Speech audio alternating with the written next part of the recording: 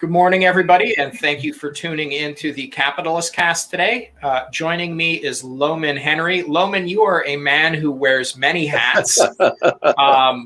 Today we're actually going I guess we'll focus on two of those hats. We're going to talk about the Pennsylvania Leadership Conference, and we're also going to talk about the results from the primary elections where the General Assembly, where the voters decided that Tom Wolf can't have unilateral authority about things.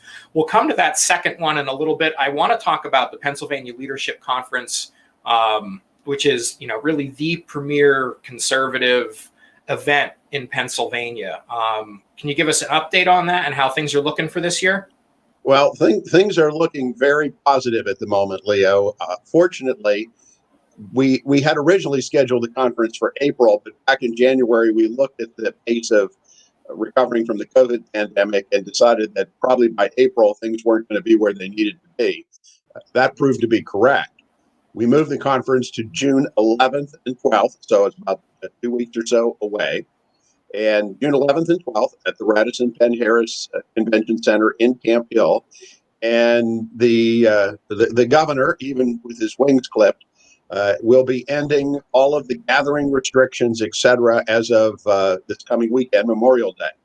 So as a result, we're going to be able to have a normal, regular, full-blown, big attendance conference. It'll be really the first big major event as we come out of the COVID pandemic. So we have no gathering restrictions, and we're looking forward to welcoming everybody back this year after last year, as you know, having to be an all virtual conference, which we had great content, but a big part of the leadership conference, Leo, as you know, is networking and camaraderie.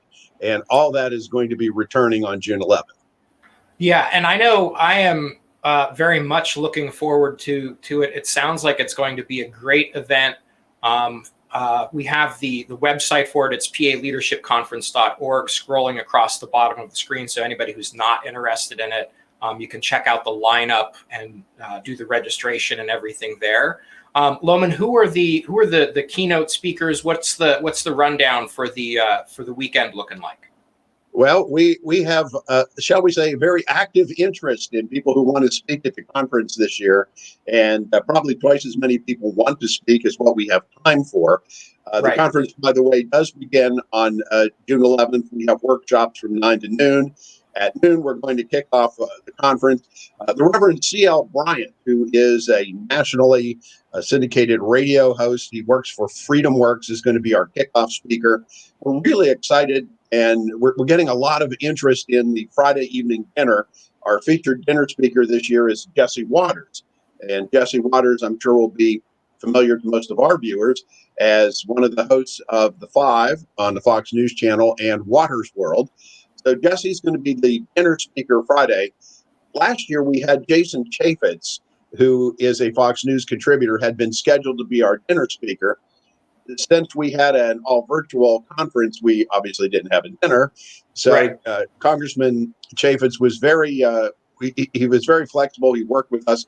He's going to be our Saturday luncheon speaker. So we have a double header. We have Jesse Waters as the dinner speaker on Friday, and we have Jason Chaffetz as the luncheon speaker on Saturday. And of course, our breakfast speaker, we're returning to a long-running Pennsylvania Leadership Conference tradition. John Gizzi from Newsmax, an individual who has spoken at this conference probably 30-some times over the years, will be our breakfast speaker. And as always, we will have mountains of bacon for dinner, for breakfast as well. So we'll have Gizzi as a breakfast speaker. And for anybody who's not, Jesse Waters and Congressman Chaffetz are probably names that are very well known. For anybody who has not heard or doesn't recognize the name John Gizzi. Gizzi has some of the most fantastic stories you will ever hear as a result of the amount of time that he was in the White House press pool, as well as just being in Washington, D.C. He's incredibly humorous and very approachable guy. So that will be an entertaining breakfast. And in addition to the bacon, is reason enough to come in and check that out. Well, Busy, of course, longtime Capitol correspondent for Human Events, which older conservatives will recognize. Unfortunately, that publication no longer with us. But John is now the White House correspondent for Newsmax, and you can read him on the Newsmax webpage, and he's frequently on Newsmax TV. So John's been getting a lot of coverage. We have a lot of other key speakers as well. Just to run down real quick, we have State Senator Doug Mastriano, who, as you know, has been a leader in the effort to try to reopen Pennsylvania and to try to curtail a lot of King Tom's excesses during the COVID situation. And Jeff Bartos, who started the 30-day fund, which helped a lot of small businesses get through the pandemic, as a speaker. We have two new statewide elected officials, Leo, since last November. Right. And both Tim DeFore, the new state auditor general, and Stacey Garrity, our new state treasurer, will be speaking. We're very excited. We're going to have Kim Ward, who is now the majority leader in the Pennsylvania Senate. A really fascinating young lady, Rachel Bovard, who is with the Conservative Partnership, that's Jim DeMint organization. She's going to talk about the rise of big tech. We have a couple of congressmen who are going to be speaking, Scott Perry and Dan Muser. Also, Rose Tennant, particularly for those in the western part of the state, very popular radio host in western Pennsylvania. Former U.S. Attorney Bill McSwain will be speaking. We are going to be announcing this week Tim Gagline from Focus on the Family will be a speaker. We're, of course, going to touch on last year's election and election reform. Jason Sneed of the Honest Election Project will be here. And of course, we have our usual array of workshops and panels and conversations that will be taking place.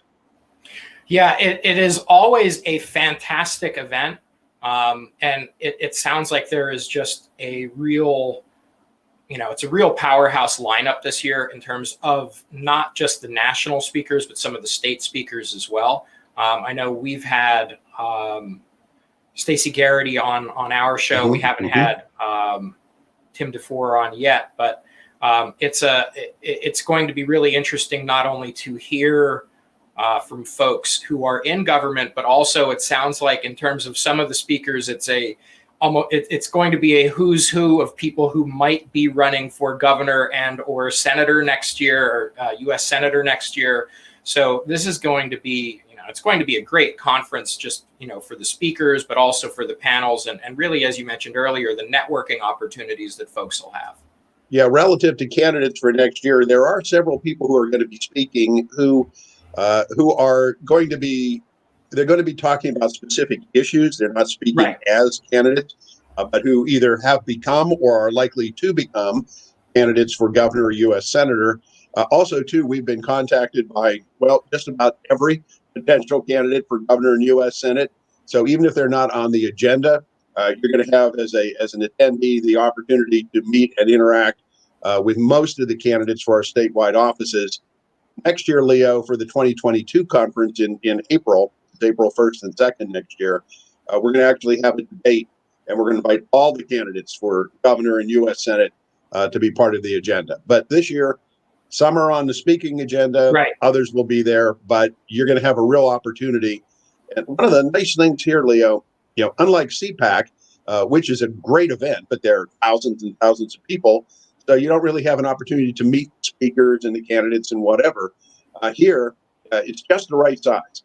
So if you want to talk to a potential candidate for governor or U.S. Senate, where there's an issue that you want to know about, some celebrity you want to speak to, like Leo Knepper, you can do all that. Yeah, I don't know that I'd quite go so far as to label myself a celebrity, but I appreciate that glowing endorsement.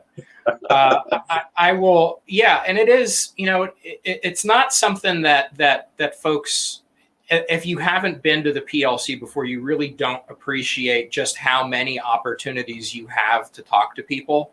I mean, between panel time, as well as the various like the booths and everything like that are there, you really have a chance to meet not only folks who are, as you mentioned, currently in office or national level speakers, but folks who are really just kind of involved in the day-to-day advocacy and the day-to-day trying to make Pennsylvania a better place, going forward.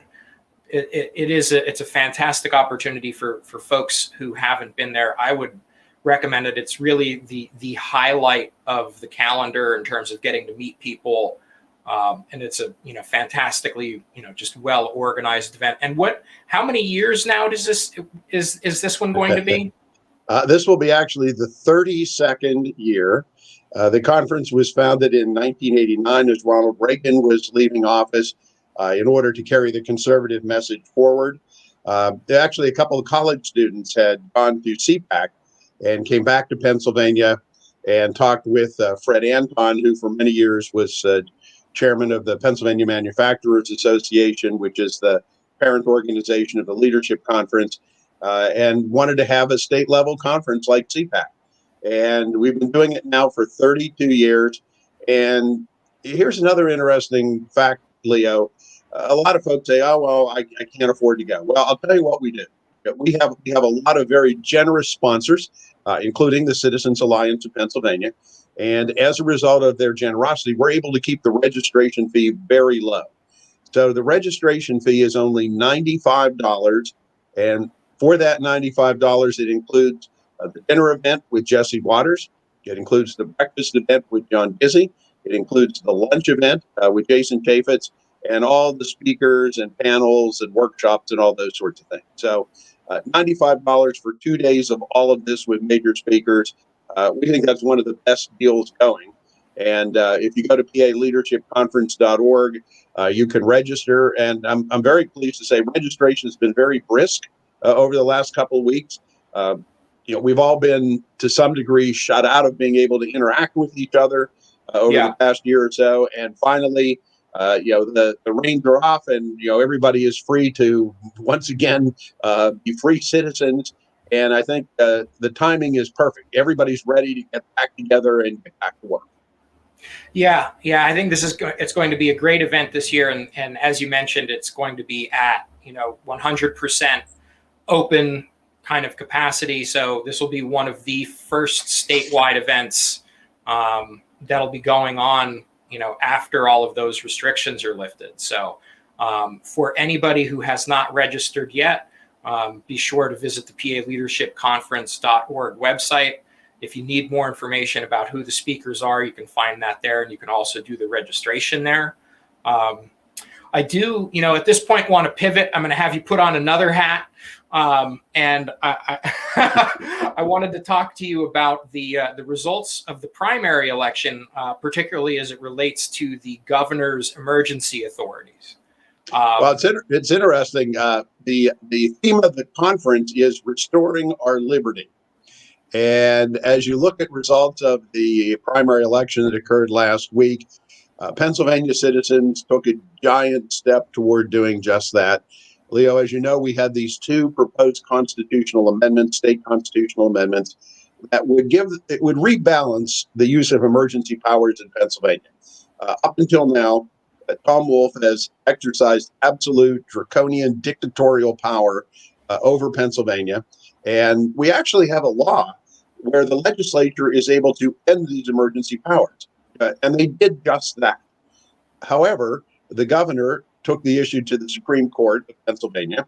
And it's important for our viewers to understand the Supreme Court of Pennsylvania is not a fair judicial body. It was taken over by organized labor back in 2015. They spent millions and millions of dollars. They elected 3 activist far left justices to the Supreme Court. And those justices, in effect, rewrote the law so that the legislature could not end an emergency declaration. Well, credit again to the legislature. They passed a proposed constitutional amendment. And Leo, it's important to understand, less than 40 times since 1967 has our Constitution been amended, and never with the speed with which this occurred. Yeah, because you have to pass an amendment through 2 consecutive sessions of the General Assembly in exactly the same form. And as you know, it's almost impossible to pass anything once through the General Assembly. But that happened in the session last fall. It passed again in January. went on the ballot last week, and the voters of Pennsylvania approved those amendments. Now, when the election results are certified here in about another week, the Pennsylvania Constitution will be amended. Now the legislature has the ability to say to Tom Wolf, your emergency powers are gone.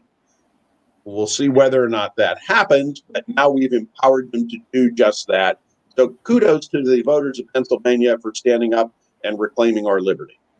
Yeah, and it was a really big accomplishment. Although Governor Wolf did not spend a lot of campaign dollars to try and defeat it, he really did mobilize pretty much every executive agency and as many taxpayer employees as he could to generate media attention in opposition to it. And he used the Department of State very effectively to make the questions on the ballot as confusing as possible, and also to really distort what the purpose of the amendments were. I know that the CAP PAC, our Political Action Committee, engaged in some statewide spending. We did advertising on Fox News. There were other organizations, Commonwealth Partners, as well as Americans for Prosperity, who were really involved in also trying to make sure that not only were voters aware of these proposed amendments, but they understood that how they were on the ballot was very misleading. And at the end of the day, it was effective. We were able to overcome the governor's use of taxpayer-funded employees and taxpayer resources to try and defeat it. So, as you mentioned, you're right, Leo. And this is something else this governor has done, and it's very egregious. He has actually weaponized state government against its own people, and that's what he did with his constitutional amendment thing, as you said. The language was totally confusing and misleading, and he sent out various department heads saying that all sorts of bad things would happen if this passed, most of which were distortions, many of which were completely untrue. And if you think back, Leo, to when he had all these business closure orders, particularly on restaurants and those type of businesses, he again weaponized the bureaucracy. He turned the Department of Agriculture into a bunch of stormtroopers to go out and shut down restaurants that were simply trying to make enough money to keep their doors open to get through this thing. So, this governor has misused and abused every authority he's had over the last year and a half. So I think this is why it's unprecedented for a legislature and a voting populace to rein in a sitting governor while the issue was still occurring. Usually constitutional amendments come, okay, everything's done. Now we look back, we have to make an adjustment.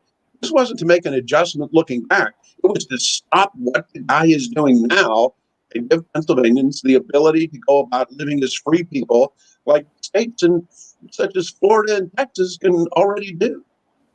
Yeah, and it's important and worth noting that Florida and Texas actually have far better numbers as it relates to COVID fatalities and COVID infections. So, clearly the I'm going to shut everything down approach of Tom Wolf, it did not work.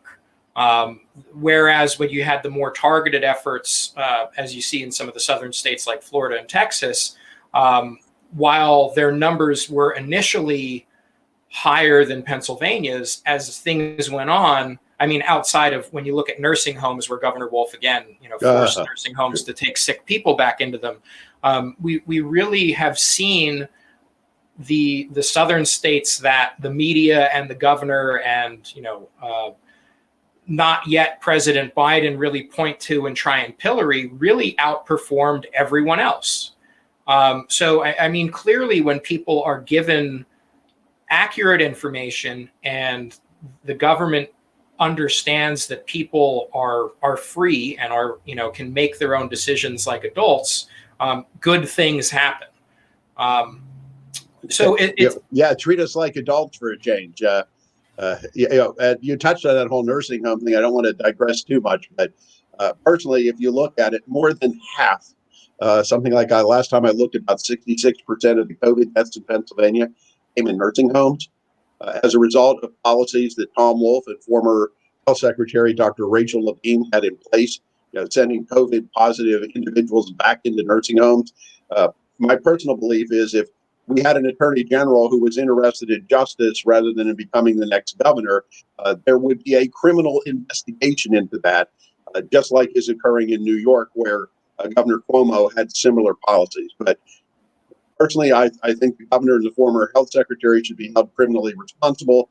But I'm not holding my breath that any of those involved in the prosecution business are going to actually do their job. Yeah, I would unfortunately have to agree with you there. Circling back to the disaster declarations and everything. So let's kind of talk through a little bit, what the options actually are. So the General Assembly has the ability, they can, once the results are certified, they can come in and just say, that's it, the emergency declaration is entirely over. What are some of the options? What are things actually looking like at this point, like how things are going to proceed? Well, I know that sponsorship memos are already being circulated to bring an end to the governor's COVID-19 emergency declaration. Now, there may be an effort here for a little bit of nuance.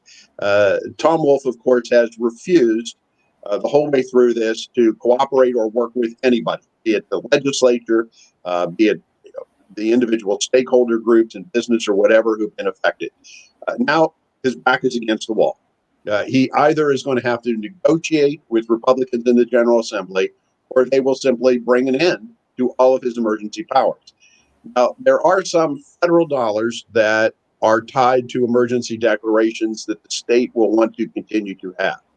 So what could occur is there could be a negotiation, finally, after a year and a half, right, between the governor and Republicans in the General Assembly, where Republicans say, you're going to end this, and this, and you're going to do it now, and we'll leave the declaration in place so you can access those dollars. If the governor doesn't agree, Republicans in the legislature can simply pass a resolution and bring the emergency declaration to an end. At which point, the governor will say, oh, we're losing all this money because you did it. Well, once again, that will be doublespeak on the governor's part. The governor is going to have to understand now his wings have been clipped. He's been repudiated in a historic vote by his very people, the ones he has ruled rather than represented. And now he's either going to negotiate with the legislature and we're going to get reasonable about this, or he's going to have his powers ended, one or the other. Yeah, and it's interesting as I've kind of been watching how things have developed. I've heard and read, in press accounts that the governor is now finally starting to share information with leadership in the House and the Senate, which he just had previously not shared any relevant information with them. So it sounds like, at least initially, the first impression that I'm getting is that the governor is going to be more cooperative. The other thing that's worth noting is that the governor is claiming that some of the things that people are more frustrated about, like the mask mandates and things like that, his claim is that they are not under the emergency declaration proper. Those are steps that were taken under the Department of Health's disease mitigation authority.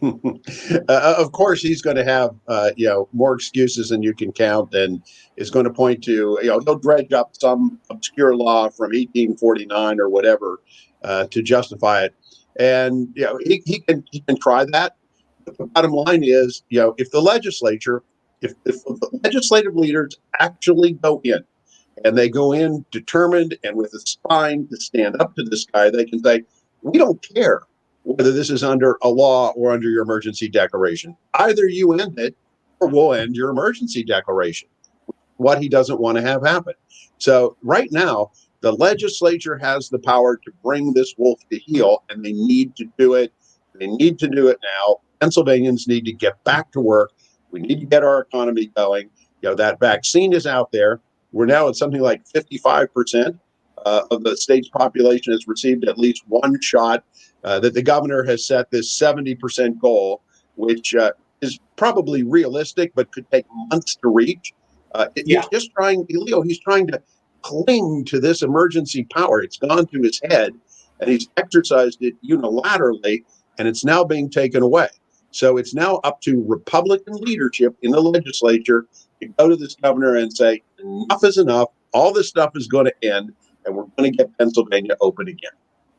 Yeah, and it's interesting to watch, to kind of see how things are going to progress. While the General Assembly did move very quickly on the constitutional amendments, there were some other things where they have been less. They've been, I guess, much less quick about. There have been a lot of regulations that the governor has suspended, some licensing things that the governor has suspended, and the legislature at this point, the most that they've done is actually just request a report about what's been waived, and those are the kinds of things that, while the average person doesn't necessarily see them, those will be the kinds of regulatory issues and things of that nature that that the General Assembly will really need to look at. And quite frankly, they should look at it and say, anything that was waived during the pandemic, we are assuming is an unnecessary regulation. Right. They should terminate those regulations statutorily. And then if there are things that are valuable, they can go back in at a later time and reinstitute them. I don't necessarily see them doing that, but the assumption should be, if it was unimportant enough to get rid of during an emergency, it's not important enough to have when things are going right. And this is what one of the benefits, if you will, of the COVID-19 pandemic is we did learn what was necessary and what was not. And you're right, Leo. The legislature now they have some time, and as we know, legislatures don't operate quickly. A lot of these regulations, particularly in healthcare, the regulations were relaxed so that we could have telemedicine and things of that sort. We could allow nurse practitioners to do more things than before. We learned that a lot of these things actually work. So yes, the laws need to be changed. Of course, this governor tends to govern by regulation rather than legislation. So there'll be an ongoing fight with him about it. But one thing we found is that government at all levels, well, at least the state and national level, tends to be a barrier rather than an asset when it comes to getting things done. And we hear a lot of controversy over the vaccine. Well, it was developed so quickly. Can we trust it, et cetera, et cetera? Well, it was developed quickly because Donald Trump and the Trump administration removed the regulatory bureaucratic barriers, things that before would have taken months, if not years, to get studied and approved, got moved up because basically what happened is Donald Trump got government out of the way. Right. And when he got government out of the way, the private sector, the major drug companies, the pharmaceutical companies, were able to do what they're good at doing. And of course, they actually cooperated rather than competed. So they were able to move this vaccine through quickly because, for a change, government was not a roadblock. So you're right, Leo. At the state level, these regulations that were not needed during COVID, we now need to codify them so that they're gone forever and government gets out of the way. Yeah, it's interesting. It's going to be interesting to see how things proceed. There's a lot there's a lot that's up in the air at this point as far as what things are actually going to look like once the election results are certified. But at the end of the day, one of the big positives that we come away with is that it looks like the General Assembly is really starting to look at how have we as an institution given our power away over the years to the executive branch, and what are the things that we need to do to fix that so we are actually an equal branch rather than just a minor partner. Yeah, it's true. The legislature has been the doormat of state government for the last few years. With the Supreme Court deciding that it's a super legislature and a governor who has ruled as a king rather than governed as a governor, the legislature has really been stomped on. Now, with these constitutional amendments being approved, we, the voters, have given them the first step back toward relevance. It's now up to them to build on that. Yeah, I agree. And it's also worth noting just and I'm putting it in as a side note, but it is something that's going to be important to keep our eye on, is that the emergency declaration, the COVID-19 emergency declaration isn't the only one that has been ongoing. Yes. The governor has had Pennsylvania under a state of emergency for something like 6 years related to the opioid epidemic. So it'll be interesting to see what regulations and what steps the General Assembly takes related to that, to make some of the changes that the governor has instituted permanent. I mean, they've been instituted for 6 years. So let's make those changes permanent. Let's put them into law. There haven't been any, deleterious effects as a result of them. The General Assembly really needs to start looking at and taking responsibility for making changes that are permanent, rather than just relying on the governor. So if something goes wrong, they can point at them and say it's his fault.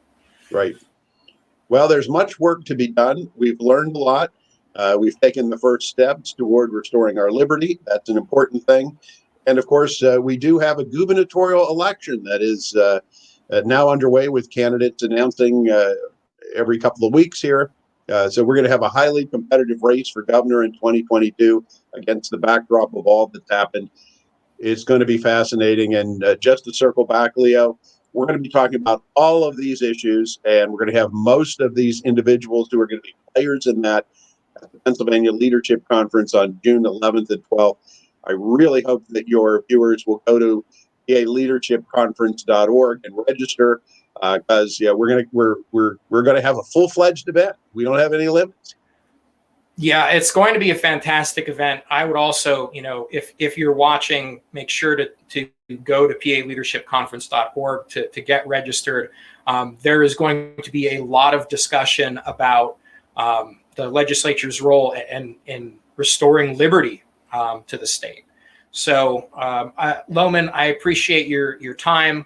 I know that you are a very busy man. So, especially now that we're just 2 weeks out from the leadership conference, if you haven't gone to the event, please be sure and check it out. The dates for the event are June 11th and 12th. It does start Friday morning with some workshops. The actual PA Leadership Conference itself kicks off at noon with C.L. Bryant, you said? Yes. And then we will have some fantastic speakers going through lunch on Saturday the 12th. So again, I look forward to seeing as many viewers there as possible. If you haven't gotten your registration and everything taken care of, please visit that website. It's going to be at the Radisson Penn Harris, which is just outside of Harrisburg. Right. Lowman, thanks very much. I know that our audience always appreciates it when you come on, and you enjoy the rest of your day, sir. Thank you, Leo. It's been a pleasure. Take care. And thanks, everybody, for tuning in today, and we will look forward to seeing you next week.